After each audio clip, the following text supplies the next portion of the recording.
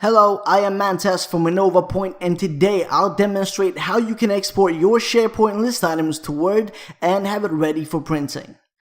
In this tutorial, we'll be generating a report containing the information from this list right here. So let's go ahead and select the items we are interested in having exported.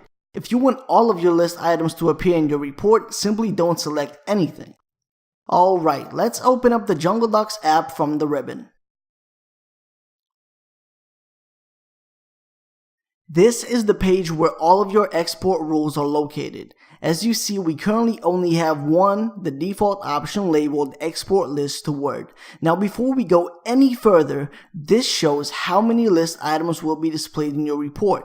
If you notice that maybe you didn't select the ones you wanted or just want all of your list items to be included in the report, you can either go back to your list and change it or use this little drop down list right here to help you filter out your items.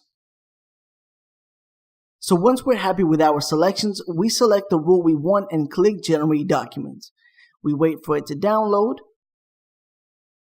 open it up, and see what we got. So we managed to successfully extract everything we wanted from the list, and we can proceed to print it out if we would like to do so. However, if you decide that, hey, I don't want this column to be shown, we can take care of that too.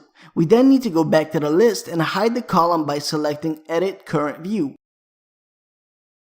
finding the one we want to hide, and unticking the little box next to it.